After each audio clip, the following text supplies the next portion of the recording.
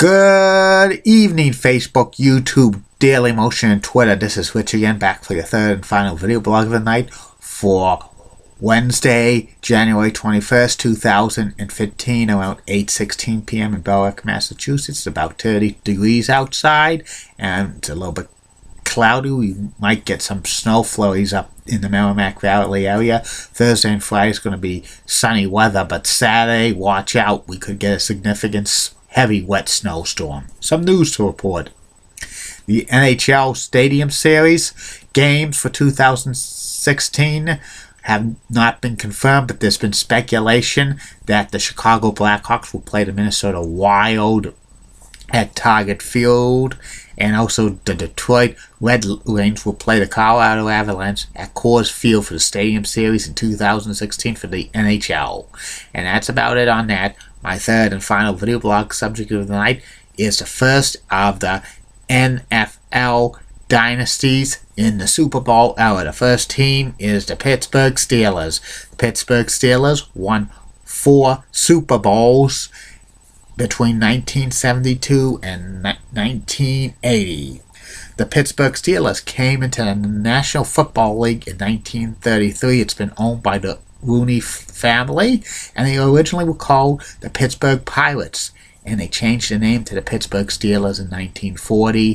The Steelers didn't have too much success in the early years of the NFL, and when it was World War II, they merged with the Philadelphia Eagles. In 1943, they were called the Steagles, the Pittsburgh and Philly Steagles, and in 1944, they merged with the Chicago Cardinals for a year, and they were called Card Pit. These teams did that because the war depleted a lot of teams and players, and the NFL was kind of a league that was just getting off the ground, and some of the smaller market teams had to merge together for a year just to stay afloat, and those teams stayed afloat. In 1945, the Pittsburgh Steelers was a separate team again.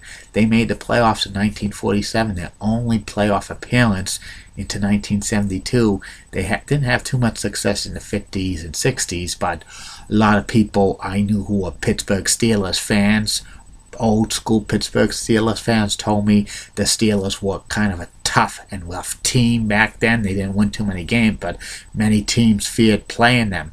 The Steelers' fortunes kind of turned around in 1969 when they hired Chuck Noll as coach, and they started to get players who would eventually go into the Hall of Fame. Their first player they drafted in 1969 who became a Hall of Famer was Mean Joe Green, and in 1970 they picked up 2 Hall of Fame players eventually in drafting them, Mel Blount and quarterback Terry Bradshaw, one of the greatest quarterbacks in NFL history.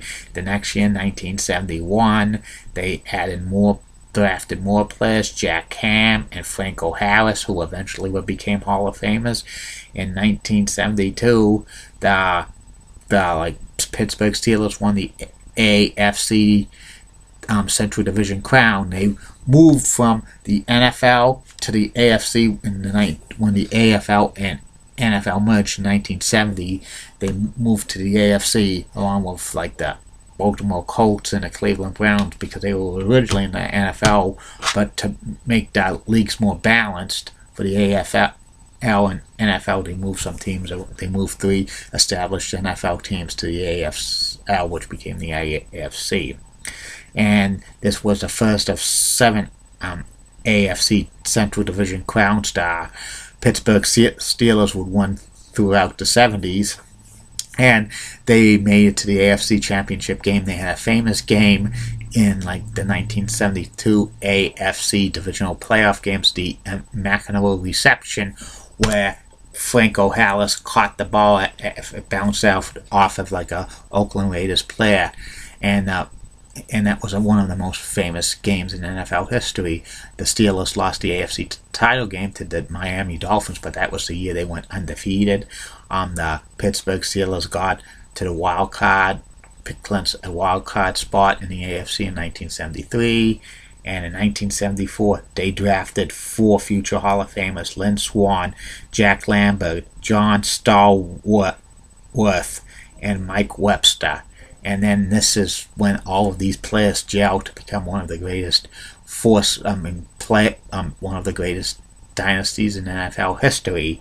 And the Steelers continue to win division titles. The first Super Bowl they won was Super Bowl IX, when they beat the Minnesota Vikings by the score of 16-6. And the next year they won the AFC Central Division crown again, and then the championship, and then they played in Super Bowl X, and they beat the Cowboys by the score of 21-17. That game was significant because it was the first Super Bowl that the legendary play-by-play announcer NFL Pat Summerall called. And then for the next couple of years, Steelers would win more divisional crowns, but they would get bounced in the playoffs. And in 1978, they won the AFC Championship again, and then they went to Super Bowl 13, and they beat the Cowboys by the score of 35-31 in Super Bowl 13, and then they won another Super Bowl in the next year, Super Bowl 14, by the score of 31-19 over the LA Rams.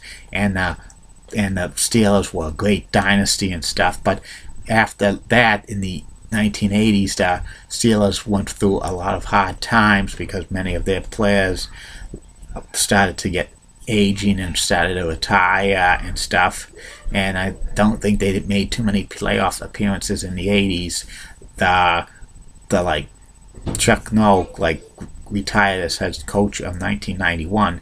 The Steelers rank up there as one of the greatest NFL dynasties of all time. The talent they had with Terry Bradshaw and Franco Harris and Lynn Swann and Jack Lambert and Mike Webster and John Stallworth and Mean Joe Green and Jack Ham were some of the most amazing talent in NFL history, all comprised in one team. And the Steelers have had a great winning tradition, and in the early 90s they started to win division titles again and stuff with the new head coach Bill Coward. They made some AFC title games and won an AFC championship, but they lost in Super Bowl 30. But they kind of were so competitive.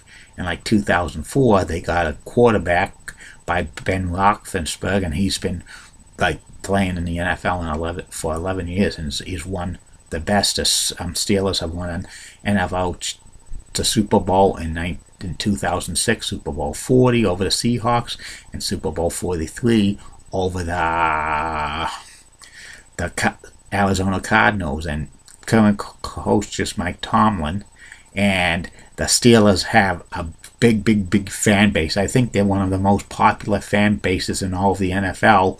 The Steelers fans throughout the country. There's a lot of them in New England, which is pretty amazing, because usually up here, besides the New England Patriots, the biggest team around that fans root for besides the Patriots are either the Cowboys and the New York Giants. But there's a lot of big Steelers fans out there, and Steelers are 6-time Super Bowl champions, and they have a great dynasty. And I would not be surprised if again in the near future the Steelers win their 7th Super Bowl, because there's always a way for them. They always have great competitive teams, the Steelers, and one of these years they could win number 7. And that's about it on the Steelers dynasty of the 1970s. And probably the next one I'll cover is the Green Bay Packers, probably later on this week. Okay, I'll be back tomorrow, Facebook friends and YouTube followers and Twitter followers and Daily Motion followers for 3 more video blogs. The first video blog will be about the 1998 WWE Royal Rumble review, and the second video blog of the day will be a kind of a sports talk pick, and the third and final video blog of the night will be about former Major League Baseball player Ellis Burks, and Saturday and Sunday will be the top 10 players of of the Arizona Diamondbacks history, players and pitchers. And coming soon, video blogs on Julie Broughton and Heidi Pratt. Good night. See you tomorrow.